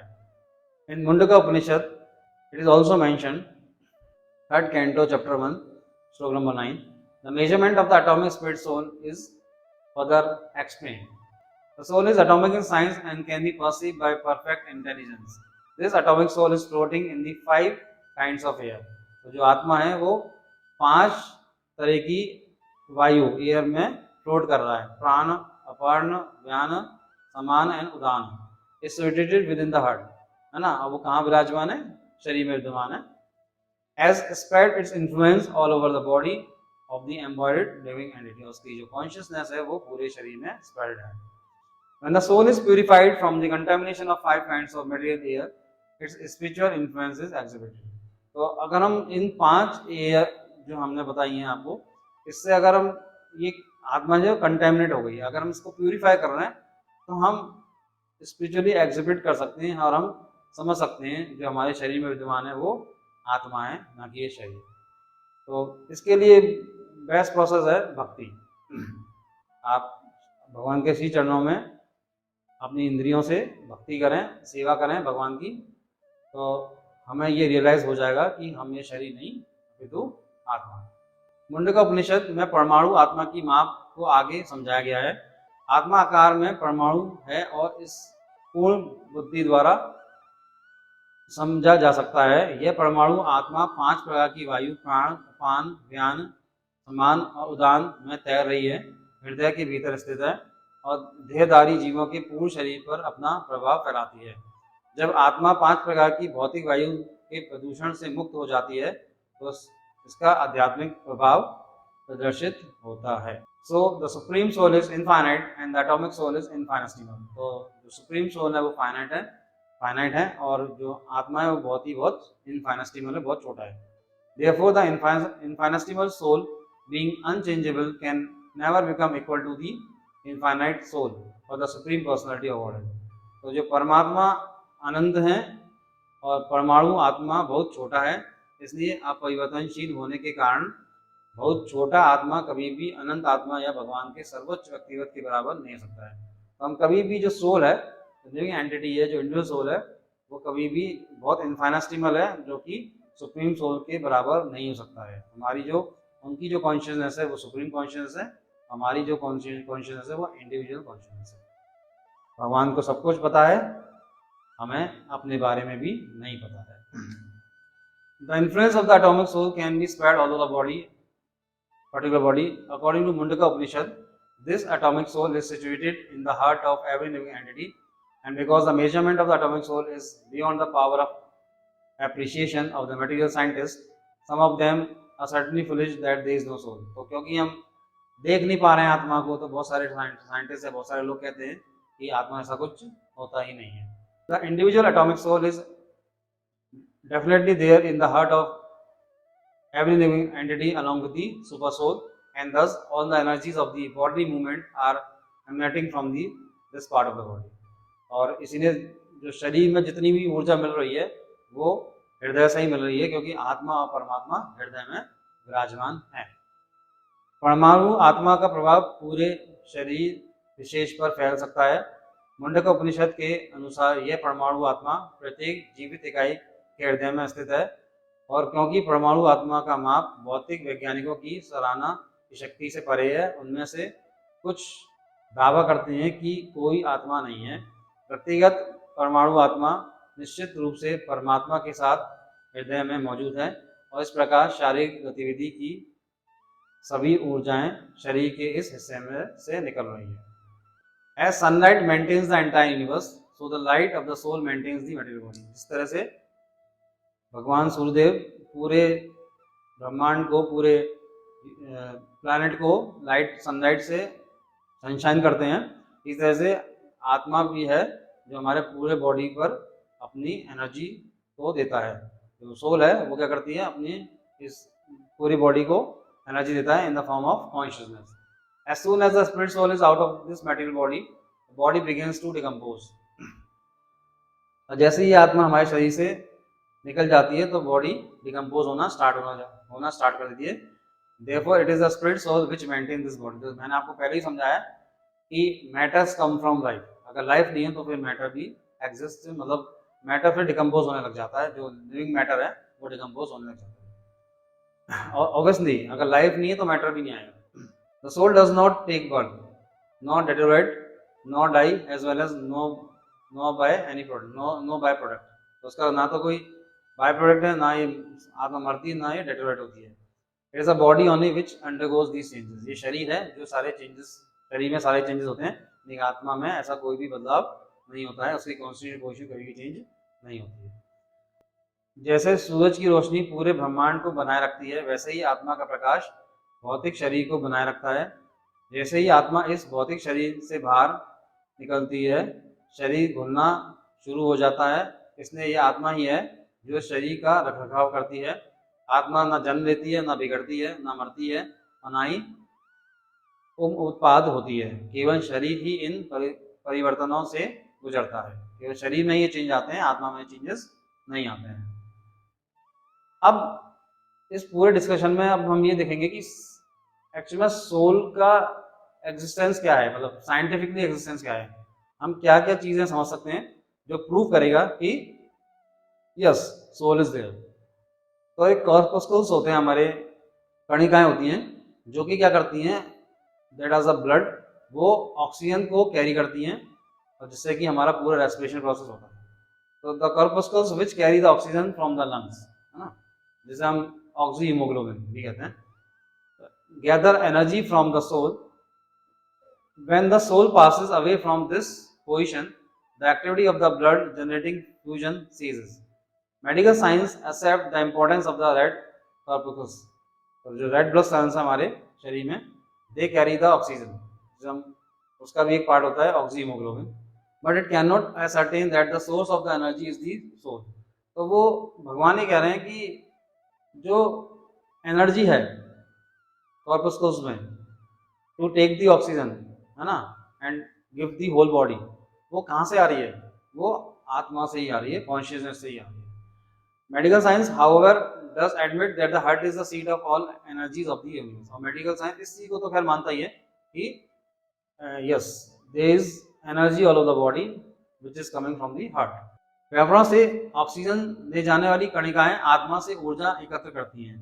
जब आत्मा इस स्थिति से दूर चली जाती है तो संलग्न उत्पन्न करने वाली रक्त की गतिविधि बंद हो जाती है। तो अगर ये एनर्जी आ कहाँ से रही है, जो कॉर्पस्कल्स को ऑक्सीजन कैरी करके पूरे शरीर में मूव ऑन करा रही है, दे रही है, वो ऑक्सीजन, वो एनर्जी कहाँ से आ रही है, तो वो आत्मा से आ रही है। चिकित्सा विज्ञान लाल कणिकाओं के महत्व को स्वीकार करता है, परंतु यह निश्चित नहीं कर पाता कि ऊर्जा का स्रोत आत्मा है। हालांकि चिकित्सा विज्ञान यह स्वीकार करता है कि हृदय शरीर की सभी ऊर्जाओं का केंद्र है।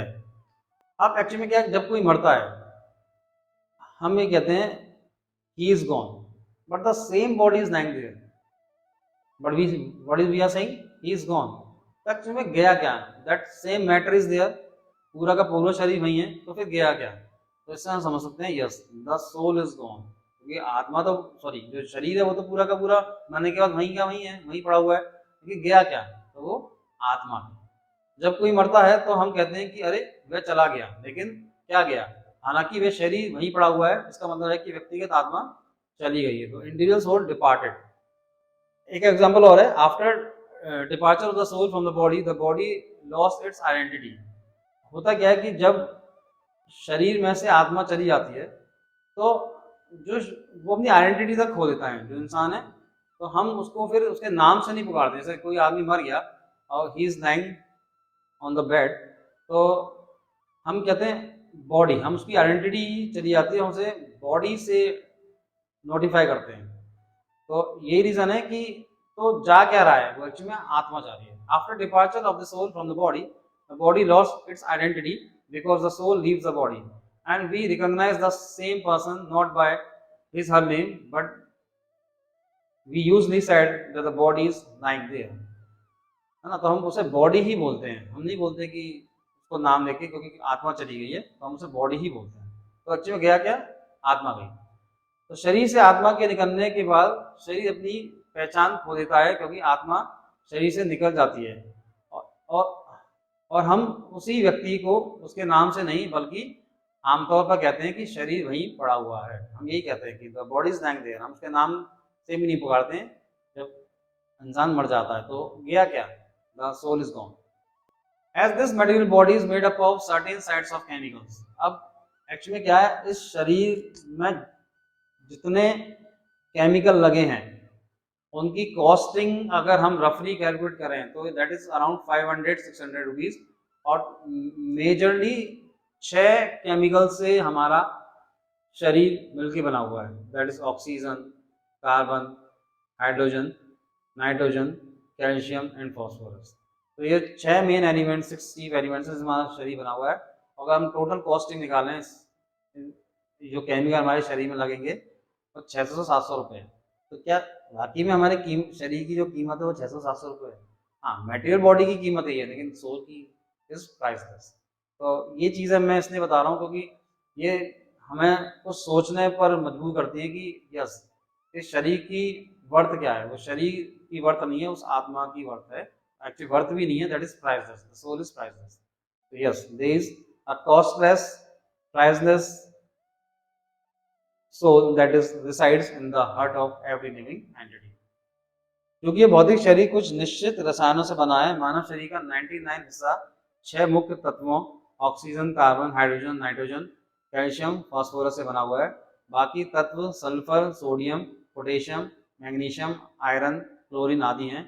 तो मरने के बाद भी वही तत्व और उतनी ही मात्रा में रसायन मौजूद हैं, और मरने के बाद भी इनमें से कोई कम नहीं होता है। वो सब वहीं के वहीं हैं, जितने केमिकल्स थे, जितने क्वांटिटी में थे, और जो जो केमिकल्स थे वो सब उस शरीर में हैं। तो फिर गया क्या, सोल इज गॉन। एक्चुअली तो आत्मा चली गई है। इसलिए आत्मा का जीवन समर्थक चेतना समाप्त हो गई है, और हम इसलिए ये कह रहे हैं कि सोल इज गॉन। बहुत सारे हमने केसेस देखे हैं रीइंकार्नेशन के, पुनर्जन्म के, तो वो भी हमें बताते हैं कि आत्मा है। वो पुनर्जन्म के लिए मैंने एक वीडियो में बताया था कि जो आत्मा है वो एक शरीर से दूसरे शरीर में जाती है, जिसे हम कहते हैं आत्मा का स्थानांतरण, तो ट्रांसमाइग्रेशन ऑफ द सोल। तो अब क्या होता है, बहुत सारे केसेस में ऐसा होता है कि इंसान की जो पुराने जन्मों की जो यादें हैं वो अगले जन्म में भी रहती हैं। तो ऐसा क्यों हो रहा है, वो मेमोरीज क्यों हैं, यानी कोई ना कोई चीज़ ऐसी है जो पहले भी थी और आज भी है, तो वो क्या है, आत्मा है। तो एक एग्जांपल ये है। दूसरा है कि जो कॉन्शियसनेस है, जैसे हमने अभी डिस्कस किया, जो कॉन्शियसनेस है वो कंफर्म करता है कि सोल प्रेजेंट है। जो चेतना है शरीर की वो कंफर्म करती है कि शरीर में आत्मा है, क्योंकि जो शरीर को जो एनर्जी मिल रही है वो उस सोल से ही है। आई होप आपको इस आज का सेशन समझ में आया होगा। इसी प्रार्थना के साथ आप सब पर भगवान की कृपा बनी रहे। मिलते हैं अगले वीडियो में। Till then be happy. Hare Krishna.